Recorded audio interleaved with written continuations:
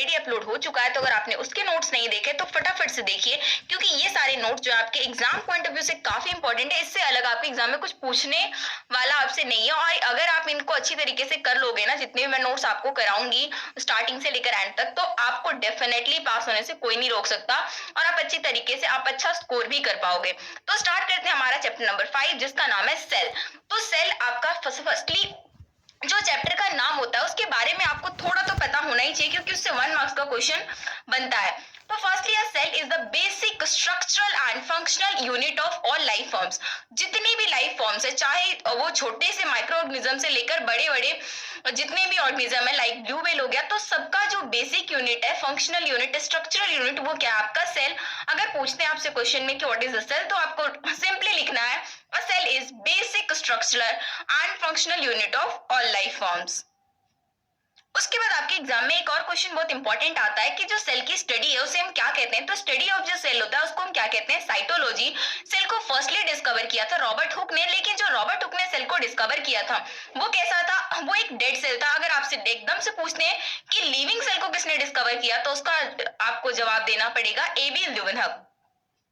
अब उसके बाद हम चलते हैं कि आपके सेल को 2 पार्ट में डिवाइड किया गया है। तो उसमें फर्स्ट है आपका प्रोकैरियोटिक सेल एंड सेकंड है आपका यूकैरियोटिक सेल। तो दोनों के बीच में डिफरेंस बहुत ज्यादा एग्जाम में पूछते हैं, तो आपको इसे बहुत अच्छी तरीके से याद रखना है। मैं तो यहाँ पर आपको एक ट्रिक भी बता रही हूँ जिसके हेल्प से ना बहुत ही इंटरेस्टिंग तरीके से और लंबे टाइम तक याद रख पाओगे, क्योंकि प्रो में ना आप थोड़ा सा ना पुराना टाइप फीलिंग लाइए और यू में न्यू। तो जो इसमें ना सारी की सारी आपको नेगेटिव चीजें मिलने वाली है, जबकि इसमें आपको सारी की सारी पॉजिटिव चीजें मिलेगी। जैसे आपका प्रोकैरियोटिक सेल क्या होता है? स्मॉल इन साइज, साइज में बहुत छोटा होता है, जबकि यूकैरियोटिक बड़ा होता है। इसमें न्यूक्लियर रीजन जो होता है ना, वो न्यूक्लियर मेम्ब्रेन से कवर नहीं होता, सराउंडेड नहीं होता, जबकि इसमें जब उम्मीदों की बात होती है तो पक्की मेहनत की चमक हर दिशा में फैलती है। पीडब्ल्यूएन ने 2023 गेट रिजल्ट में दिखा दिया है इस जज्बे का परिणाम। अगर आपने भी गेट क्रैक करने का लिया है ठान, तो पीडब्ल्यू देगा आपके उम्मीदों को उड़ान। गेट एग्जाम में बेस्ट मार्क लाने के लिए पीडब्ल्यू लेकर आया है इंडिया का सबसे चहेते बैचेस। पराक्रम 2024, श्रेष्ठ 2025, विजय बैच यानी कि rank improvement and dropper batch. India के बेस्ट टीचर्स के साथ इस बैच की क्लासेस लाइव होगी, जिनकी रिकॉर्डिंग्स आप 24/7 कहीं भी और कभी भी देख सकते हैं, जिससे आपके रिवीजन टाइम में कोई दिक्कत नहीं आएगी। यहाँ topic wise previous year questions के डिस्कशन भी होंगे। इस बैच में आपको विद इन 24 आवर की डाउट सॉल्विंग फैसिलिटी भी मिलेगी, जिससे आप अपने डाउट तुरंत क्लियर कर पाएंगे। इसके साथ ही आपको मिलेगा डीपीपी यानी कि daily practice problem with regular mock test, class notes और भी बहुत कुछ। सबसे पहले आने वाले टॉपर्स की तरह आपको भी चाहिए best result in the best time at the best price. Then join कीजिए पीडब्ल्यू गेट बैचेस नीचे दिए गए लिंक पर क्लिक करके।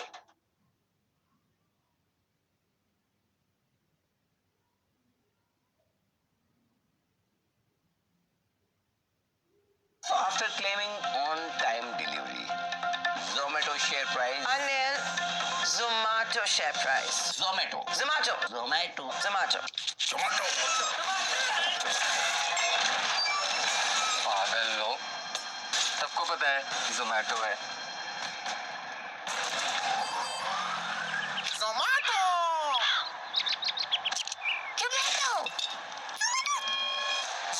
Zomato. Both deliver food on time. नहीं होता, जबकि इसमें न्यूक्लियर रीजन जो होता है वो एक न्यूक्लियर मेम्ब्रेन से सराउंडेड होता है। सारी चीजें हम पढ़ेंगे। मेम्ब्रेन का मतलब आपका जो न्यूक्लियस है उसके आसपास की एक दीवार, उस तरीके से आप कह सकते हो न्यूक्लियर मेम्ब्रेन। और न्यूक्लियस जो होते हैं वो भी एब्सेंट होते हैं प्रोकैरियोटिक में, जबकि यूकैरियोटिक में वो भी प्रेजेंट होते हैं। इसके अलावा जितने भी ऑर्गेनेल्स हैं, अगर हम बात करें प्रोकैरियोटिक में, तो उनके भी मेम्ब्रेन एब्सेंट होते हैं, जबकि यूकैरियोटिक में सारे के सारे जितने भी ऑर्गेनेल्स हैं सब में मेम्ब्रेन प्रेजेंट होता है। उसके बाद प्रोकैरियोटिक में जो सेल डिवीजन होता है बाय फिजन और बडिंग से होता है, जबकि यूकैरियोटिक जो होता है आपका माइटोसिस या फिर मेयोसिस की प्रोसेस से होता है। तो आपको अच्छी तरीके से याद रखने, दोनों के बीच में 4 से 5 डिफरेंस आप याद रखोगे तो 3 to 4 मार्क्स का कुछ भी क्वेश्चन आएगा आप आसानी से कर पाओगे। उसके बाद जो आपके आते हैं इंपॉर्टेंट, जैसे आपका सेल तो वैसे ही आपका बहुत छोटा होता है, लेकिन फर्दर ना सेल में बहुत सारी चीजें होती हैं। तो इसमें आपका जो मेन कंपोनेंट्स है वो आपका plasma membrane, nucleus and cytoplasm, बाकी माइटोकॉन्ड्रिया, लाइसोसोम, ये सब कुछ हम पढ़ने वाले हैं, जो जो भी आपके एग्जाम पॉइंट ऑफ व्यू से इंपॉर्टेंट है। तो वो सारी की सारी चीजें हम यहाँ पे करेंगे। तो सबसे पहले हम बात करते हैं सेल मेम्ब्रेन की। तो सेल मेम्ब्रेन का दूसरा नाम प्लाज्मा मेम्ब्रेन भी है। अगर प्लाज्मा मेम्ब्रेन कहे तो आपको कंफ्यूज नहीं होना है, सेल मेम्ब्रेन और प्लाज्मा मेम्ब्रेन दोनों एक ही बात है। अब सेल मेम्ब्रेन है क्या? It is the limiting boundary of each cell.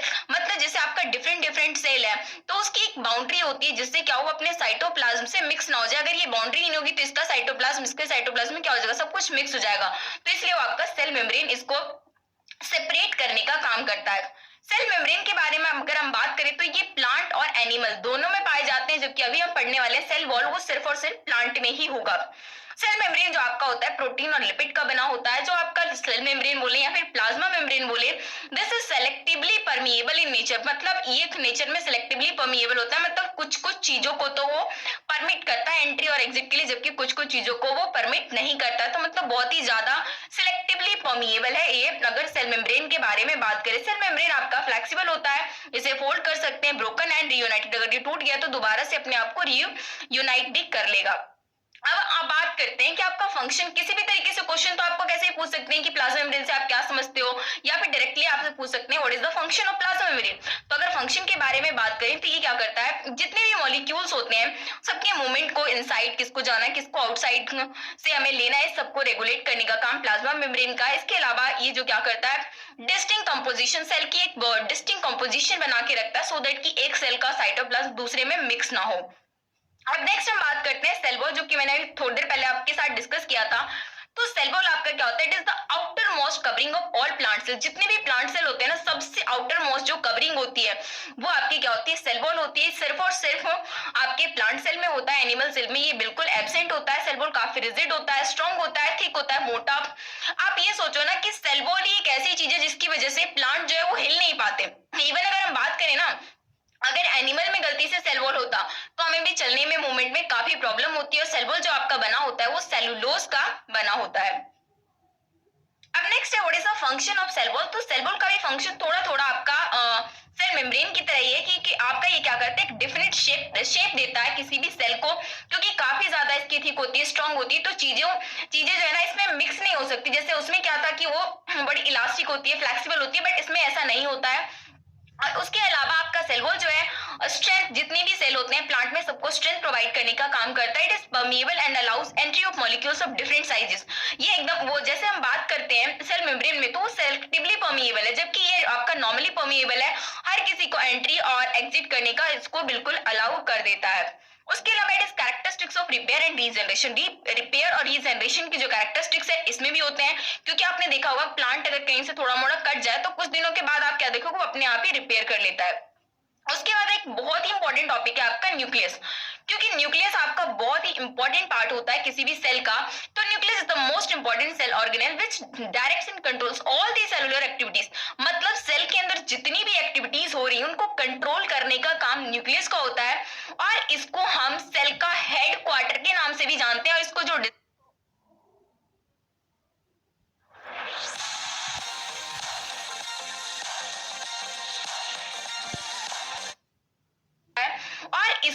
Cell का हेड क्वार्टर के नाम से भी जानते हैं। और इसको जो डिस्कवर किया था वो रॉबर्ट ब्राउन ने किया था। सारे नाम आपको याद रखने हैं कि अगर हम बात करें सेल की खोज किसने की है, रॉबर्ट हुक ने। अगर फर्स्ट लिविंग सेल की किसने करी है, तो एबी लुबनहक ने। और न्यूक्लियस की खोज जो करी है रॉबर्ट ब्राउन ने। तो सारी की सारी चीजें आपको इस तरीके से याद रखना है। उसके बाद हम बात करते हैं फंक्शन क्या होता है न्यूक्लियस में। तो न्यूक्लियस का मेन फंक्शन क्या है कि जितनी भी सेल के अंदर मेटाबॉलिक एक्टिविटीज होंगी सबको कंट्रोल करने का काम उसका है। इसके अलावा ट्रांसमिशन ऑफ हेरिडिटरी कैरेक्टर को पेरेंट्स से लेकर उनके बच्चों में ट्रांसफर करवाने का काम भी न्यूक्लियस है, क्योंकि न्यूक्लियस के अंदर ही डीएनए होता है। तो और डीएनए में ही सारी की सारी हेरिडिटरी कैरेक्टर होते हैं। तो इसका मतलब कि न्यूक्लियस का भी एक फंक्शन हो गया कि वो हेरिडिटरी कैरेक्टर को पेरेंट्स से ऑफस्प्रिंग में ट्रांसफर करवाता है। अब नेक्स्ट हम बात करते हैं जो आपका कंपोनेंट है, that is cytoplasm. Cytoplasm is the liquid part of the which the other organelle float. मतलब एक लिक्विड पार्ट होता है आपका सेल के अंदर, जिसके अंदर सारे के सारे ऑर्गेनेल्स जो होते हैं, माइटोकॉन्ड्रिया, लाइसोसोम एंड ऑल, सब कुछ क्या करते हैं उसी में फ्लोट करते हैं। It is mainly composed of water. ये मतलब मेनली किससे बना होता है? वाटर से, सॉल्ट से और प्रोटीन से। इसके अलावा अगर हम बात करें कि माइटोकॉन्ड्रिया, एंडोप्लाज्मिक रेटिकुलम, क्लोरोप्लास्ट, ये सारे के सारे जो साइटोप्लाज्म के अंदर ही होते हैं। इसके ऊपर ज्यादातर आपको क्वेश्चन पूछा नहीं जाता, इसलिए मैंने थोड़ा सा आपके लिए मेंशन कर दिया है। अब नेक्स्ट जो आपका कंपोनेंट है सेल का, दैट इज माइटोकॉन्ड्रिया। माइटोकॉन्ड्रिया आपका काफी इंपॉर्टेंट है। इसकी अगर हम बात करें स्ट्रक्चर के, तो 1-2 साल से स्ट्रक्चर भी आपसे बनवा लेते हैं, तो इस चीज की थोड़ी सी प्रैक्टिस कर लेना है आपको। इसके अलावा जो इसमें से मेन क्वेश्चन बनता है ना कि माइटोकॉन्ड्रिया को powerhouse of the cell कहते हैं, क्योंकि सेल का जो पूरी की पूरी जो पावर कलेक्ट करने का एटीपी के रूप में जो सब कुछ अपने पास रखता है, तो इस वजह से हम क्या कहते हैं? Powerhouse of the cell कहते हैं, या फिर स्टोरेज बैटरी भी कहते हैं। तो इस चीज को आपको याद रखना है। अगर हम बात करें फंक्शन की कि माइटोकॉन्ड्रिया का फंक्शन क्या है, its main function is to produce and store the energy in the form of ATP. मतलब ये क्या करता है? हमारी एनर्जी को एटीपी के फॉर्म में स्टोर कर लेता है, और जब हमें इसकी जरूरत होती है तो क्या करता है? वो एनर्जी को दोबारा से प्रोड्यूस भी कर देता है। इसके अलावा it is the site of the Krebs cycle of respiration. तो रेस्पिरेशन के क्रेब्स साइकिल का भी साइट यही है। तो माइटोकॉन्ड्रिया आपको अच्छी तरीके से लर्न करना है, इसका स्ट्रक्चर भी बनाकर आपको 1-2 बार देखना होगा, ताकि आपको कोई प्रॉब्लम ना हो एग्जाम में। अब नेक्स्ट बात करते हैं एक ऑर्गेनिज्म क्लोरोप्लास्ट, जो कि आपका सिर्फ और सिर्फ प्लांट में पाया जाता है। ग्रीन जो आपका कलर होता है इसका ग्रीन होता है। वैसे भी आप बचपन से पढ़ते आ रहे होंगे कि प्लांट जो का कलर ग्रीन होता है क्लोरोप्लास्ट की वजह से होता है, क्लोरोफिल की वजह से होता है, जो कि आपका सिर्फ और सिर्फ प्लांट में पाया जाता है। These are found only in plant cell. It helps in the process of photosynthesis. और ये किसकी प्रोसेस में काम आता है? फोटोसिंथेसिस की। इस वजह से हम इसे किचन ऑफ प्लांट कहते हैं। ये सारी की सारी चीजें आपको अच्छी तरीके से याद करना है। जैसे आपका powerhouse of the cell हो गया माइटोकॉन्ड्रिया, और इसके अलावा अगर किचन ऑफ प्लांट बोले तो आपका क्लोरोप्लास्ट। ये सारी की सारी चीजें अभी हम पढ़ेंगे। लाइसोसोम, जिसे हम सुसाइडल बैग कहते हैं। तो लाइसोसोम का ना मेन जो आपका फंक्शन है वो क्या होता है कि सेल के अंदर जितने भी वेस्ट बच जाते हैं ना, तो उसको खत्म करने का काम, उसको डाइजेस्ट करने का काम लाइसोसोम करता है। बट क्वेश्चन इसमें नहीं आता कि लाइसोसोम क्या है क्या नहीं है। क्वेश्चन हमेशा आपका आता है सुसाइडल बैग को, कि लाइसोसोम को हम सुसाइडल बैग क्यों कहते हैं? क्योंकि लाइसोसोम क्या होता है ना, कभी कभी उसके सेलुलर मेटाबॉलिज्म जब चलते हैं तो कुछ डिस्टर्बेंस के कारण अगर सेल डैमेज हो जाते हैं, तो उस केस में क्या होता है? लाइसोसोम फट जाता है, and their enzymes are released into the site. और जो उसके एंजाइम्स होते हैं वो साइटोप्लाज्म में अच्छी तरीके से रिलीज हो जाते हैं और वहीं पे मिक्स जाते हैं। और उस टाइम पे ना उन्हें समझ में नहीं आता कि क्या वेस्ट है और क्या नहीं, तो इस केस में क्या करते हैं? वो अपने ही सेल को डाइजेस्ट कर लेते हैं। इस वजह से हम इसे क्या कहते हैं? सुसाइडल बैग कहते हैं। और काफी इंपॉर्टेंट है, इसको बिल्कुल ना वर्ड टू वर्ड आपको अच्छी तरीके से याद कर लेना है, डेफिनेटली आपके एग्जाम में देखने को मिलेगा। अब बात करते हैं आपके difference between animal cell and plant cell. दोनों में डिफरेंस आपसे एग्जाम में काफी पूछते हैं। तो अगर हम बात करें प्लांट सेल, तो जैसे वैसे तो आपने थोड़ा थोड़ा पढ़ा है, तो अब तक तो आपको काफी सारी नॉलेज हो गई होगी कि प्लांट सेल में क्या होता है? क्लोरोप्लास्ट होता है, जबकि एनिमल सेल में क्लोरोप्लास्ट नहीं होता, क्योंकि एनिमल्स जो है अपना फूड खुद नहीं बनाते, इसलिए इनके पास क्लोरोप्लास्ट की कोई जरूरत नहीं होती। सेल वॉल जो है वो आपका क्या होता है? ये भी आपके प्लांट सेल में मौजूद होता है, जबकि एनिमल सेल में इसका कोई भी काम नहीं होता है। प्लांट सेल में जो मूवमेंट होती है काफी लिमिटेड होती है, वो एक जगह से दूसरी जगह तो नहीं जा सकते ना एंड ऑल। जबकि आपका एनिमल सेल क्या होते हैं? वो एक जगह से दूसरी जगह इजीली मूव कर सकते हैं। प्लांट सेल के जो मोस्टली आपके सेल्स होते हैं that are square and rigid, मतलब कि स्क्वायर शेप में होते हैं। मोस्टली जो आपके सेल होते हैं बहुत ही रिजिड होते हैं, कठोर होते हैं और ज्योमेट्रिक शेप में होते हैं। जबकि अगर हम बात करें एनिमल सेल में, तो सेल्स क्या होते हैं? फ्लूइड होते हैं और फ्लेक्सिबल होते हैं, किसी भी तरीके के शेप में हो सकते हैं। तो ये चारों के चारों पॉइंट्स आपको याद रखने का, आपसे एग्जाम में पूछते हैं प्लांट सेल और एनिमल सेल के बीच में डिफरेंस, तो आपको ये भी अच्छी तरीके से याद रखना है। इसके अलावा इसका स्ट्रक्चर भी आपको बनाना है अच्छी तरीके से कि किस तरीके से क्या काम है। देखो बेसिकली ना आपके सिलेबस में बहुत सारी चीजें हैं like ER diagram and all, but वो सारी जो चीजें हैं ना इंपॉर्टेंट नहीं है। तो जो इंपॉर्टेंट नहीं है उसको मैंने जबरदस्ती इसमें डाला नहीं, क्योंकि आपको नोट्स जो है थोड़े लिमिटेड चाहिए। अगर मैं पूरा डाल दूंगी तो फायदा क्या है? उसके बाद 1-2 मार्क्स का ना बड़े इंपॉर्टेंट क्वेश्चन है ये कि आपका सबसे लार्जेस्ट सेल क्या है? ऑस्ट्रिच का एग है। जबकि सबसे स्मॉलेस्ट सेल माइकोप्लाज्मा है। सबसे लॉन्गेस्ट सेल नर्व सेल। ये तीनों नाम आपको अच्छी तरीके से याद रखने, इससे पे भी डेफिनेटली आपका 1 मार्क्स का क्वेश्चन पूछा जाएगा। ये रहा इसका स्ट्रक्चर, आपको जिसको बनाकर देखना है और कुछ ज्यादा चीजें नहीं। जैसे आप ना स्ट्रक्चर से देख लो किस तरीके से बनाना है, उसमें आप न्यूक्लियस दिखा दो, अगर प्लांट सेल है तो उसमें क्लोरोप्लास्ट दिखा दो, क्योंकि वो थोड़ा सा इंपॉर्टेंट हो जाएगा। और जो 3-4 चीजें जो इंपॉर्टेंट है ना, सेल वॉल हो गया, माइटोकॉन्ड्रिया हो गया, न्यूक्लियस, तो ये सारी चीजें को आप दिखा सकते हो, बाकी सबको इग्नोर मारो, आपके मार्क्स बिल्कुल भी डिडक्ट नहीं होने वाले। आई होप आपको वीडियो अच्छी लगी। वीडियो को लाइक कीजिए, अपने फ्रेंड्स के साथ शेयर कीजिए। चैनल को सब्सक्राइब नहीं किया तो फटाफट चैनल को सब्सक्राइब कर दीजिए। Thank you.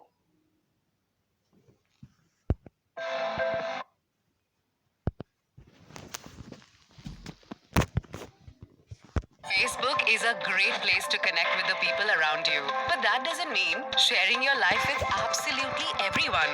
Like your auntie's parlor lady's son. Introducing a brand new feature that applies many different privacy settings in one simple step. Locking your profile makes all the past and future photos and posts on your timeline viewable